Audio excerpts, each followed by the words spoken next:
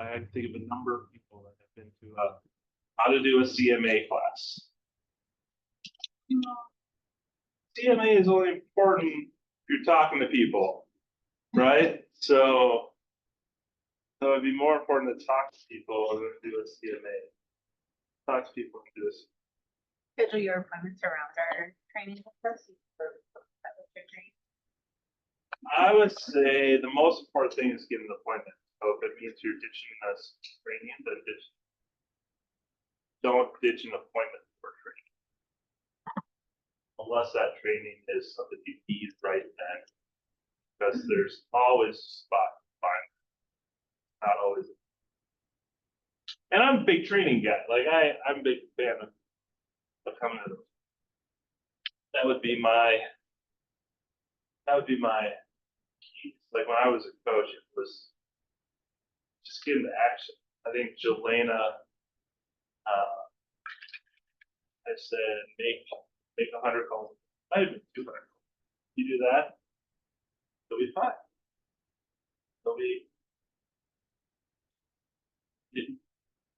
you'll be, and if you're making 200 calls and you have an appointment, someone's going to step in and help you where you need help.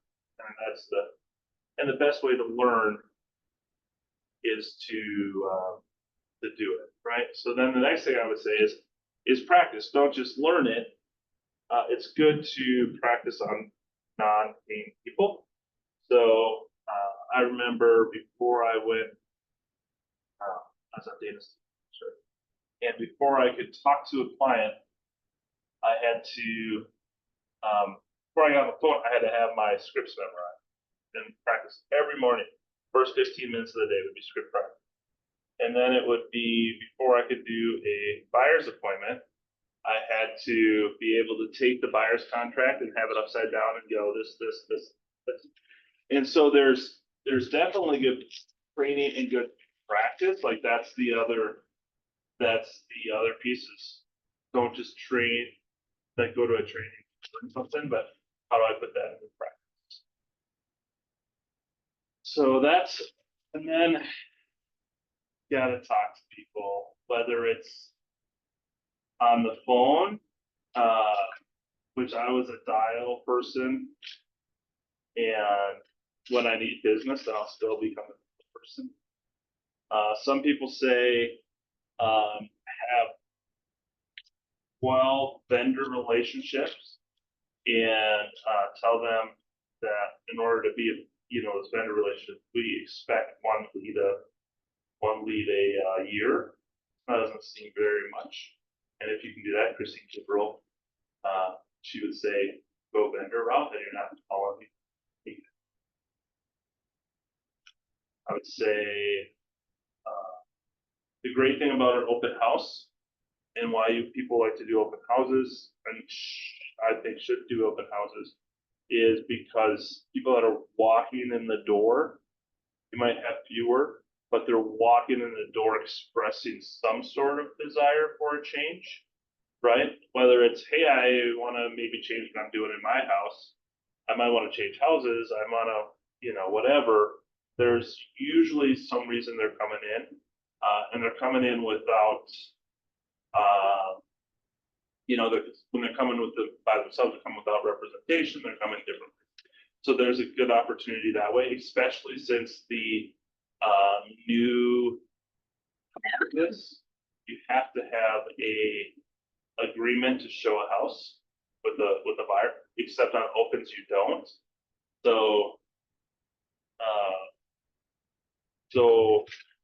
I think that's a great spot to build that relationship with the person, and then you can do your calls around that too. Hey, it's Kevin from Keller Williams, and reaching out because we're doing an open house on Saturday from 11 to 2, and want to invite you as a neighbor to come and stop by. Can you tell me a couple things you love about your neighbor? And then you start the conversation.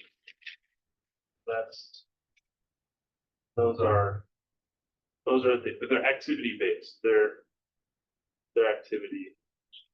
Yeah.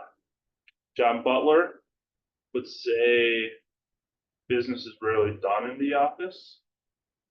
So get outside the office And when you're in the office, be purposeful about what you're doing. Online, any other things you can think of? Never tell if people online are really online, or if they're Zoom in for whatever. No chat. All right. Okay, so that's one question. What's another question? I have a question around, oh, do you have more questions? But, so new documents have been out for a month now. This is like the It seems like anniversary. forever. It does, I totally agree. Yeah.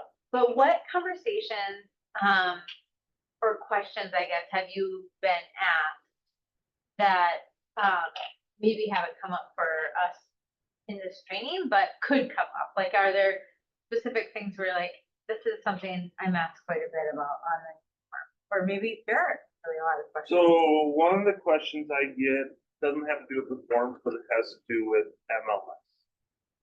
Yeah, I don't know there's a lot of clarity yet. They've postponed fines for people, so I don't really know. And I've reached out, but North Star is still pretty busy, so I don't know what they're really. But in the beginning, when we went to our broker things, they said you can list your link in broker remark or agent remarks. You can say, hey, check out my website for additional information. And it's supposed to go to your website. There's at least one brokerage where it's going to that specific property, and I'm not sure that that's okay. So that's one of the things we have to work through. Right? So instead of going, here's the website, it's going, here's that specific property where I'm going to list my commission and all that kind of stuff. And that's interesting. Some of the agents are continuing to do the offer of compensation to the other brokerage, like to split it. And then there's brokerage that says we're not allowed to do that at all. So it was probably a misunderstanding, but one of the calls I got from one of our agents was, we were sharing compensation and they said, no, we don't want it that way. And I said, well, then just don't. On the PA? No, they were offering it like our agreement, so they went the standard way. Our agreement, let's say it was 6%. I don't remember what it was. Well, let's say it was 6%, and we're offering 3% to the buyer's agent. The buyer agent responds, said, we don't want it that way. And I would go, well, help me understand why you want it that way, because I've already made you the offer. All you got to do is take it, right? But they're like, our brokerage won't let us do it that way. And then the listing agent, I said, you have two options. You say, okay, I'm not going to give you anything. And what they actually went up did is they amended their listing contract and then they put it on the PA. And so that's however that works. Yeah.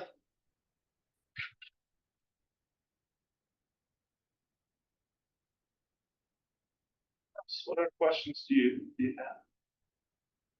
I always think it's fine to ask the broker. I can do a bunch of things, but Is it smart just to walk around the fire agency in your Yes. briefcase at all times now? Yes. I've got one printed out. I figured I'm just gonna print a handful of them, so I always have it on hand. yeah, I think it's smart to always have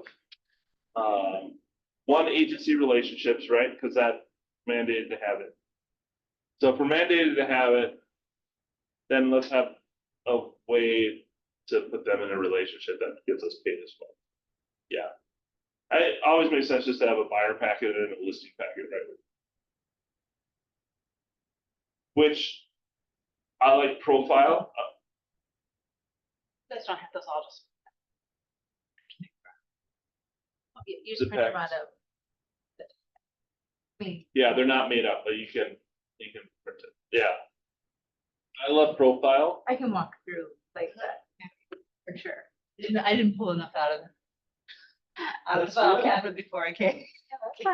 That's good. Actually, so what should be, see, this is a good real quick. What should be in your buyer packet? In your buyer packet, you should have, an agency relationships. You should have a KW disclosure, which we'll change that form here shortly. And you should have a buyer representation.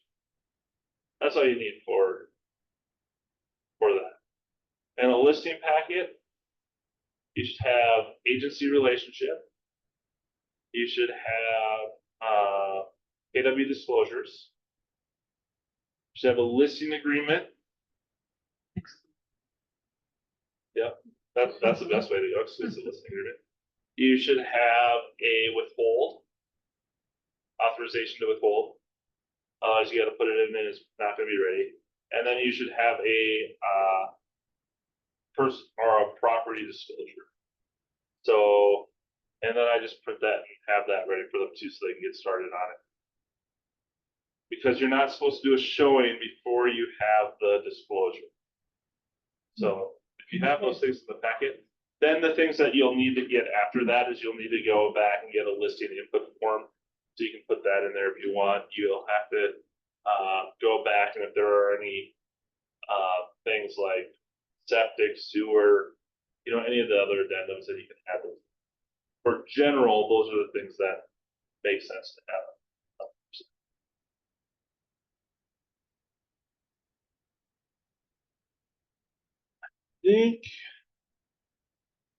I think profile has one made in there that's blank, and you can use profiles.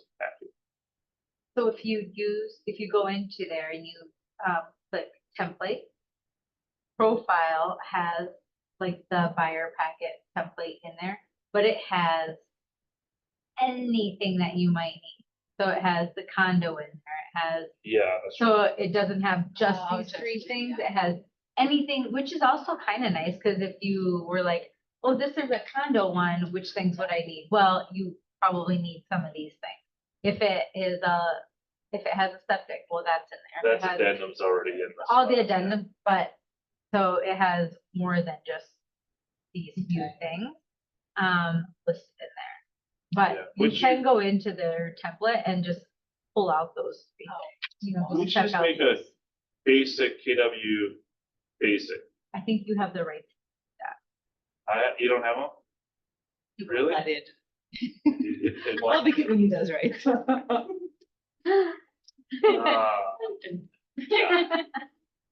Yeah, we could make it just basic. But those are the things that you would want to have on both of those. I love the idea of having, and as an agent, you can also go in and create your own template, right? So you could go in and create basic buyer packet, and you could name it that, and then you could just go put those three forms in there. So you always had like your basic buyer, your basic listing packet in there as a template, right? So then you just go in and use that. And if you have questions on setting up templates, I'm happy to help you out. Kelly's willing. You can set up templates? Yeah. You can? Under my own, not for the office. office. But each individual agent can set up their own template, yeah. Yes. So that's something, so that is something you could go in and do. And it is handy too, if you're like, this is what I always charge, if I always want to have my BAC written in there. Always have that filled out. If I know I'm always gonna, I don't know. And have- templates do make a yeah. lot of sense. That would be a class that's worth going to. You go to it one time, you have your templates done. That would be something. You can It also. saves you a lot of time. That's great. I will say also through the MLS, if you go on to your MLS, you can watch Authenticine videos, and they'll walk They'll you teach you through also like how to do that. So they have videos in there that you can watch, and they'll walk you through like how to set up your template. Or if you have questions, you can come find me. But yes. So then to your point, it's a one-time and done. So we have new, New templates class. oh yeah, we'll schedule a new templates class. I think we just had one in July, so we'll have that when up here in the fall. She says that, profile doesn't have the new PA form right now. Are you sure? What's the next one say? Do these new rules apply to commercial transactions? No, Oh, Brian. Commercial was not part of the NAR settlement. So Brian, you are good. Commercial gets to operate as was operating. And on that, I always say, you guys, what does Lowell say? There are only first rule in commercial, there are no rules. But I think if people know how they're getting paid, that's always better. So, but you don't have the same rules that are part of the settlement. back to cowboy days. That's right. Kind of, but yes, with some ethics in there. Is it just as smart to have like, I know the Zillow was putting out a touring agency doc or whatever? Yeah. Do you recommend having one of those, or is just the buyer agency, the agency form just with today's date is just as good? I am a huge fan of non-touring agreements because a touring agreement is an agreement that says, look, I'm going to take you through this house. We don't have an agency relationship. North Star put one out as well. What I don't like about it is it creates a gap between I have you and now we're going to go talk about how I go to work for you. And so what I would like to see people do is go, I'm going to do a buyer rep agreement and I'm going to do it for a month, right? Versus I'm not going to show anyone that a house that's not going to work with me for a month, right? We can always extend it. I typically do a buyer agency for a year. If they won't do a year, hey, let's do a month and we'll bring it through. But then it says, this is how I get paid. Then I can amend it and say, hey, it's been a great relationship working with each other. Let's extend this for the rest of it. But what you do then is you already talk about the price. People already know all those different things. Brian is out. Got what I needed. So I don't like touring agreements. I understand why Zillow would do touring agreements to the masses because they have a lot of people that are not with their brokers. They're doing referral kind of pieces. They want to send it out, make sure they're not committed to looking out the best interest of people in our brokerage, or I am, and so that's how we do the best for that relationship between our agents and their clients. And me. What else? Questions? Anything else on Zoom? No, but Brian says, of course, so bye-bye. By ethics.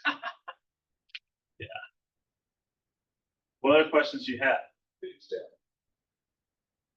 How do you stay on top of the market or the trends? There are a couple different ways to do that. One is MAR releases data, right? So you get those reports. Okay, so you'll want to do that, but then another thing that you can do in tools.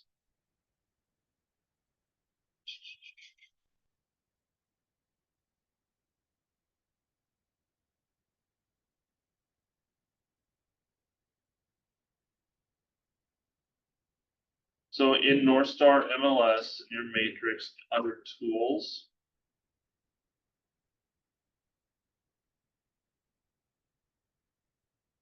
That's one of the team meetings. We have a weird kind of thing where we like celebrate numbers and spin the wheel and different things.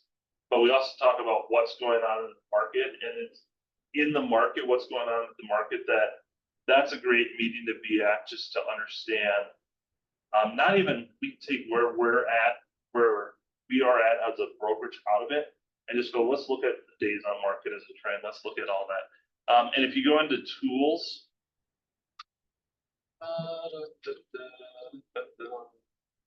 and go to InfoSparks, then it will give you this chart here like this. And you can go, I'm going to look at a neighborhood or a school district community. You can draw your own maps. But if I want to look at what's going on in the Wayzata school district,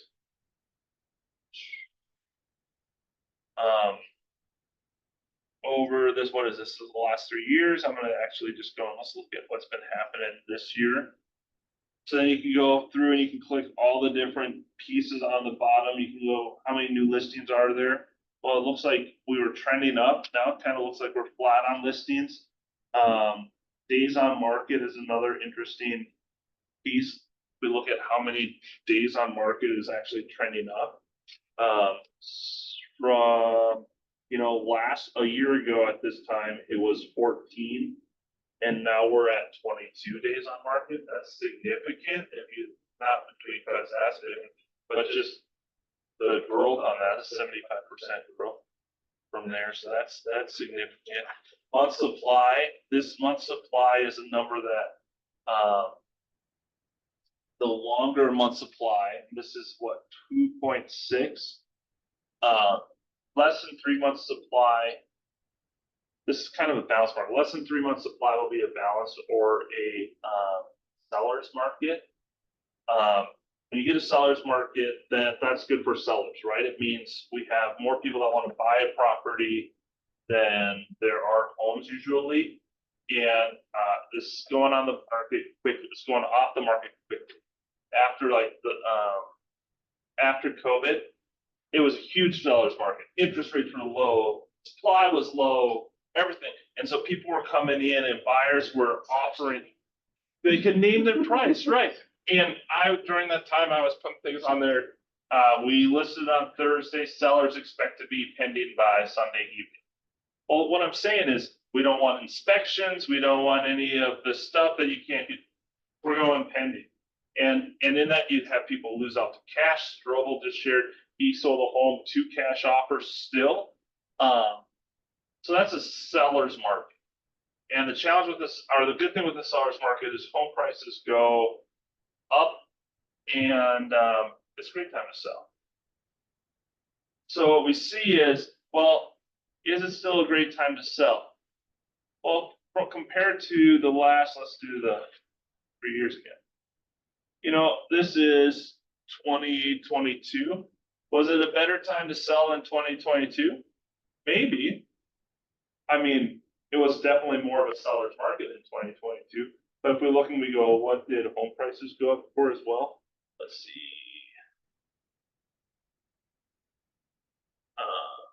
Original list price has been going up over the last 3 years as well, and then it's kind of steadied off there. So you can see days on market means that home price is going to flatten out. It's not going to grow as much. So I love talking to people about this when we go and we're going to set a price. Say, hey, I saw this one sell a year and a half ago for this price. Yeah. And they sold in a week. We got to go higher than that. Well, if we were in the same market, we would want to go higher than that. But let's look and see how the market has changed, right? So median days on market back in 2022 was less than 10. Now it's 22. So it's more than double. So yeah, I like this quite a bit. And you can go new construction, you can go all previously owned. You can look at the type of property. So we're just going to look at single family properties. We can look at age of the house. I don't know that you can do that. We're not on.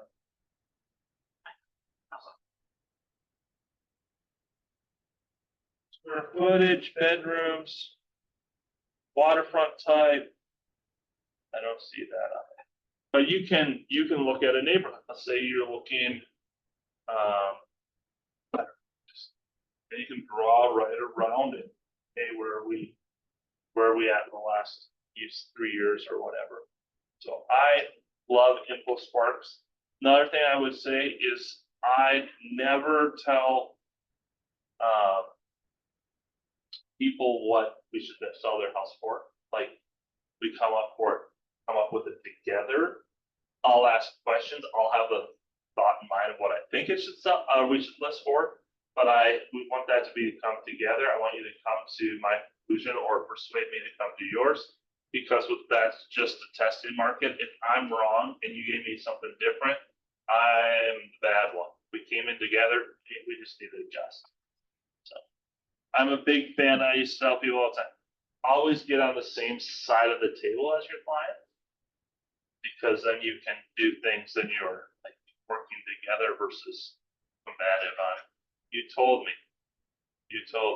And if you didn't go to Eric's training on Thursday, he has a great method about coming to that same number as part of his strategy when he's talking to his clients around the CMAs and different things that he. So you can go back and watch that training from last week. But same point. Yeah. He does the same thing, Yeah. and how he does it is really interesting too. So. Do you guys sign up for both? Are you going to? I know, we're supposed to be out of town in November, so I'm trying to figure out, like, are we gonna be in Yeah. town for those actual dates, or am I gonna be out of town? I know. So Bold is either the best investment you can make or the worst investment you can make.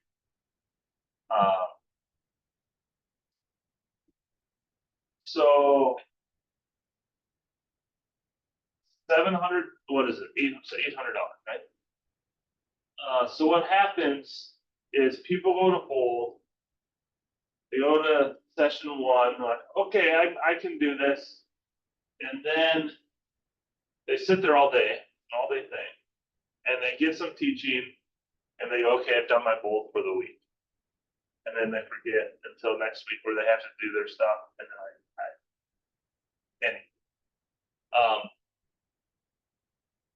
and if that's going to be Bold, it's bad. If you, because you're wasting a whole day. There are some things in there that will get your mindset. That can be good and cause you to think, and maybe that's what you need the first time. I think that'd be a waste. If you go and do the activities, business will grow. And there's going to be activities that say, hey, go do this. You're like, I've never done that before. And then they'll say, well, have you had the results that you wanted? And I would say, I have done that before. I haven't done it for a while. I should do that again because I get the results that so Bold is one of those trainings that even though it's not cheap, it's a great investment.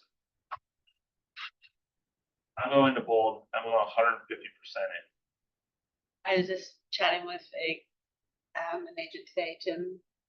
Yeah. Wait. Yeah. So I guess there's stuff to learn every single time. Yeah. Yeah. Derek's done it a lot. Brahma's done it a lot. This time is supposed to be different. So I'm looking forward to what that is, and we'll see how that. Yeah, I like it. It's Wednesdays. Yeah. Wednesdays, starting the 20. No, not starting the 23rd. Starting on the 9th. And on the 23rd of October.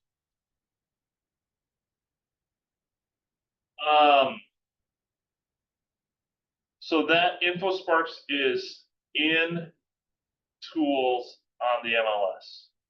That's a very good resource. Another thing that I like doing sometimes. Yeah. Also, if you go to the MAR training calendar, they often have InfoSparks training, and they're lots of times for members free.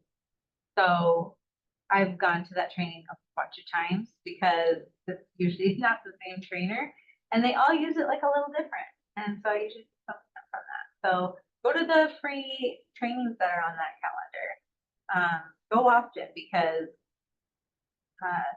there's always a different way to do things. And so like sometimes I find something where I'm like, oh, I want to do that's way faster for me, or that makes more sense. Yeah. There's a lot out there that you can do. But to Kevin's point, like get your appointments first and then start. So another thing I like to do is if you're gonna go do a listing at a property, the trick with the MLS when you do a search is less is more. So, so just do the house number and the street, not the avenue, not everything, just, so let's see. I don't even know what address to put in there, but less is more. If you try to type the whole address, it won't pop up. And then what I like about when I do find the properties, I like to click, let's say it hasn't been on the MLS before. I always go to this spot here.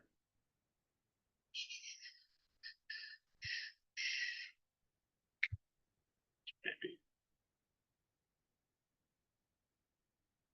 Which is Realist, and I have to do it this way because when I go through tools and try to sign into Realist that way, I forgot my password. I set it up a long time ago and haven't gone in that way for a long time, but it still lets me go in this way. So the way I go in is I go to a property, I click on the PID, and it'll take me to Realist.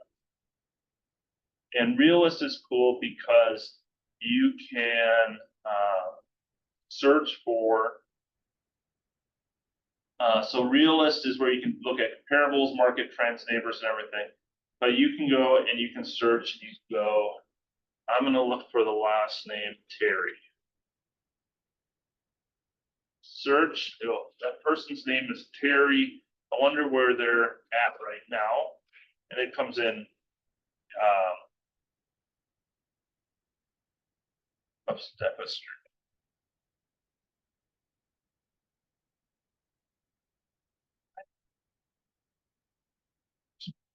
And what I can do is I can see all the people, last name Terry, that own a property in these different spots. So then I can go, okay, who is my client? Where do I find it? And I click on that spot. So I look at that list. And then once you're in here, it's kind of fun.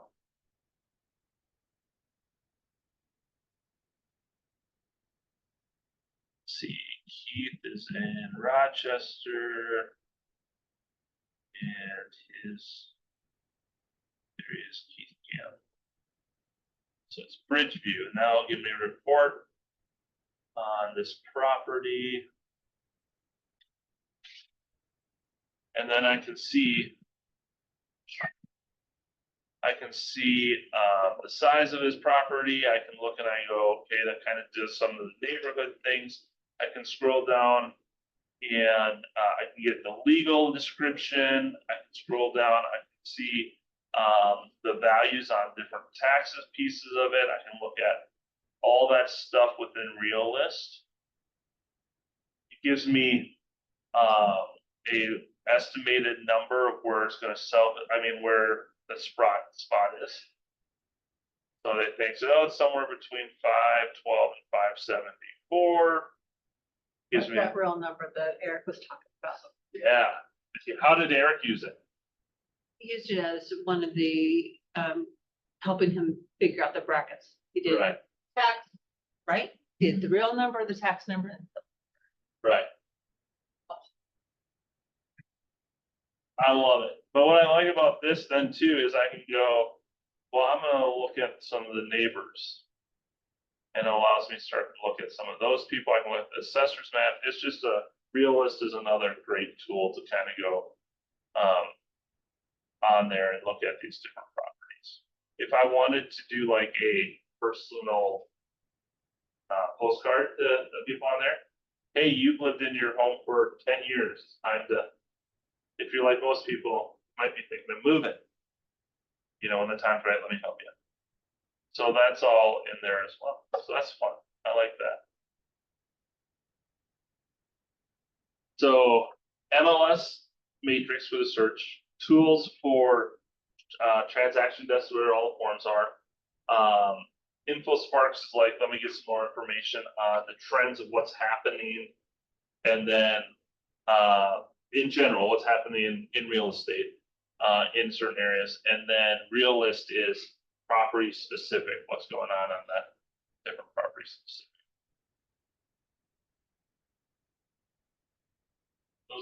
Those are some of my favorite.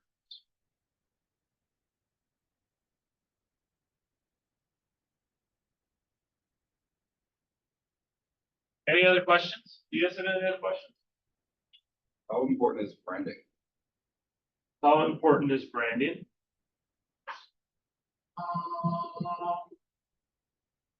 I think branding is super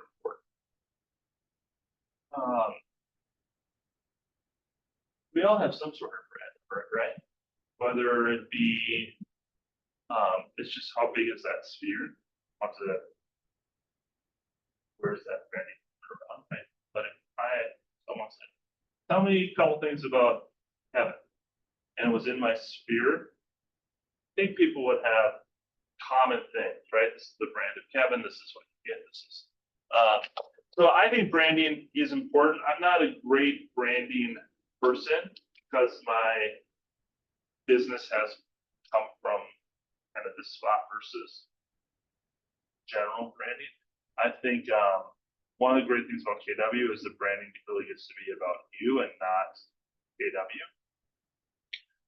So in branding all the time is what makes you unique, what's your value proposition,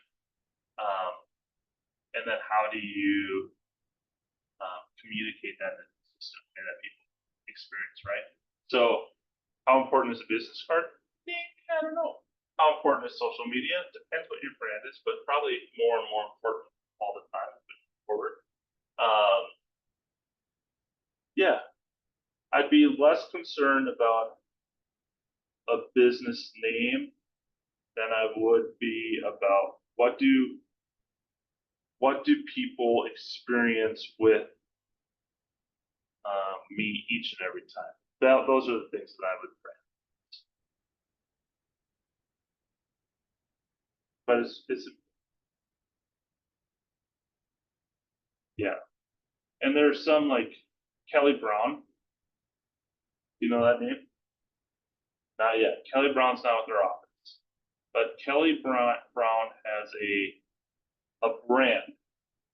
I don't know if she intentionally does it or not.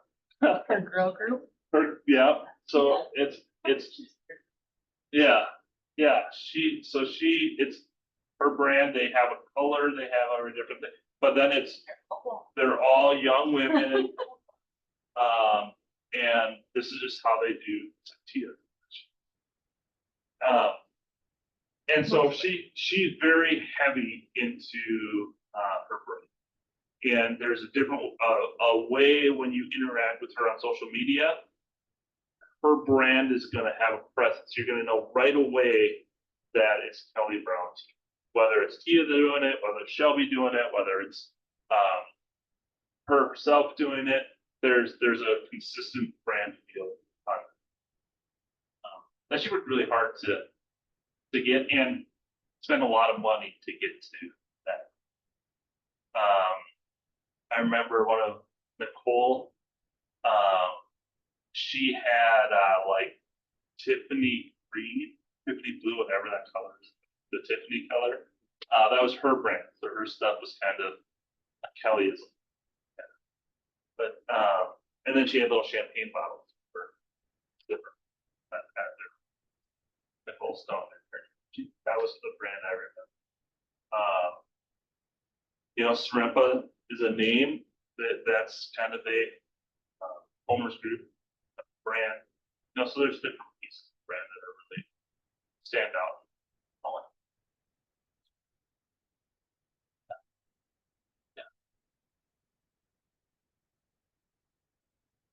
Yeah, so many, and it depends how you're going to do it, right? Yeah.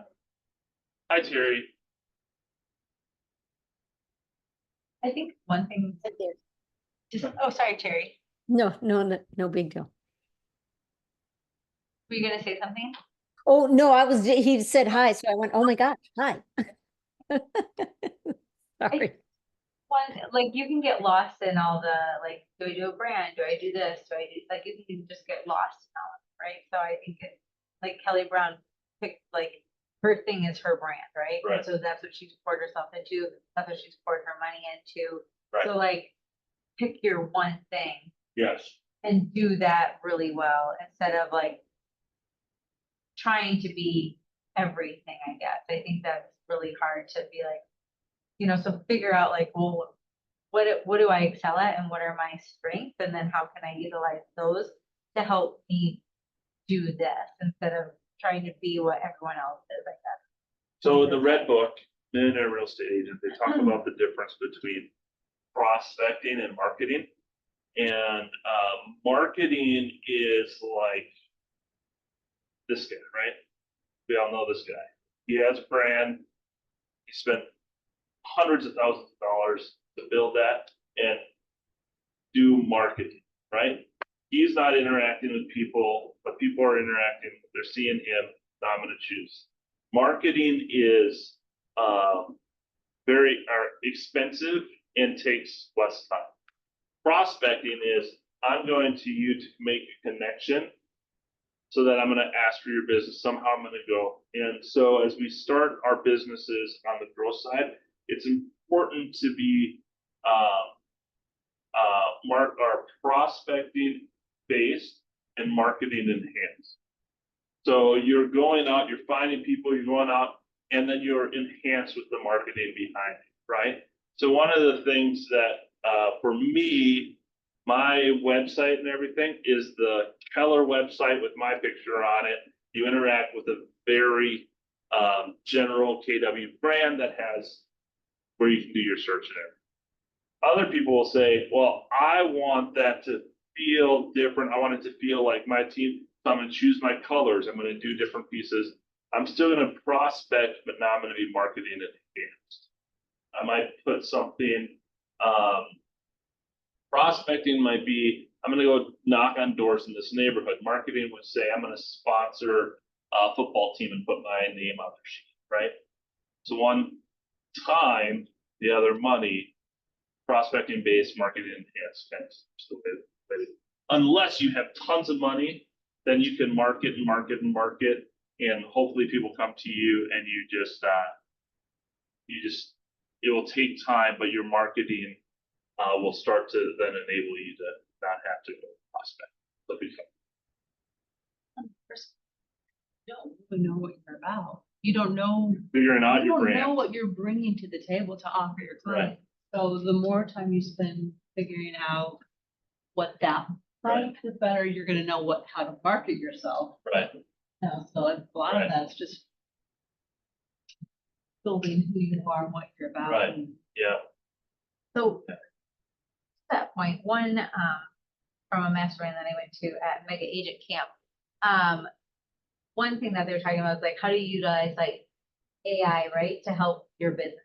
And one thing that this one agent was, which I thought was utilizing Chat GPT to ask her questions about what type of client she wants to have.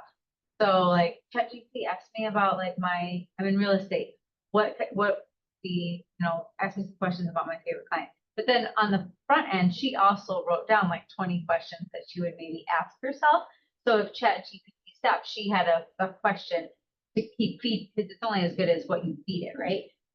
But she came up with like her, like who she should be marketing This to one, yep. based on what she wanted, where she wanted her real estate to go, right? So she created, in a sense, like avatar. And then because she had this avatar that was like these things, right, fell into these categories. And she actually ended up with 3 different categories. But then she was able to ask ChatGPT, how do I market to this avatar? And came with like her whole marketing plan based on, but so like so I was like, that's kind of brilliant. Like if you don't know where to start, like maybe ask ChatGPT, Yeah. you know? Yeah. I was It's like, kind of creepy. it totally is, right? But also really cool. Yeah. Like if you're kind of like, I don't really know what is my niche market? Well, write down 20 questions asking yourself, like, what do you like to do? What other people do you meet there?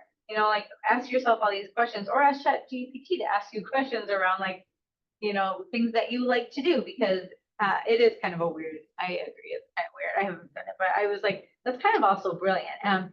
And she has like the paid version so that she can save her avatars in there so that she can continually update what she's doing with them. But I was like, that is really interesting. Just that people are like, taking that AI to a level that I didn't even think people was possible, right?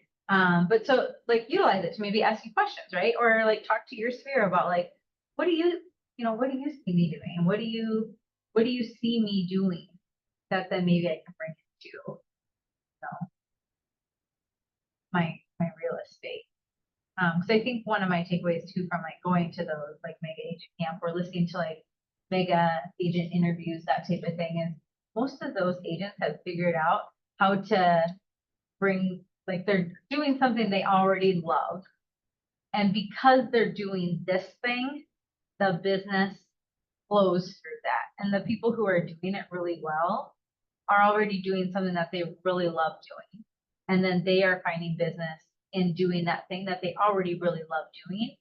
So now they get just like, so I think like listening to those is interesting. Gary would say you get big by getting really small.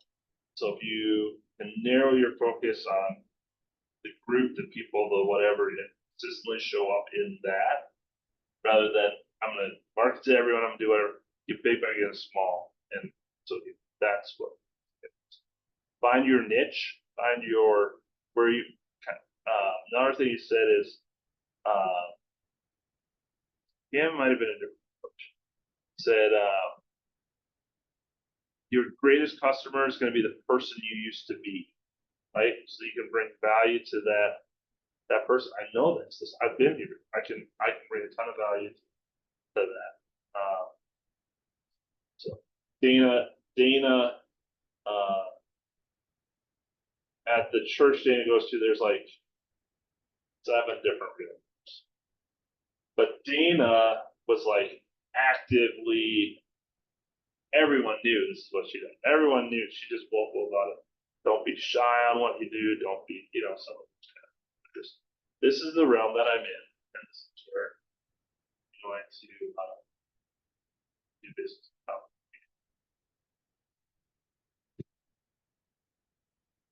All right, it's noon. Let's get out of here. Thank you, Kevin. I'm available, by the way, my officer. We don't have to have a class to ask questions. If you just want to run through something, I'm more than willing to do that. So, yeah, my office right across the hall. So come on over. Quick question. Yeah. If my clients ever decide to buy a house Yeah. and they're under you,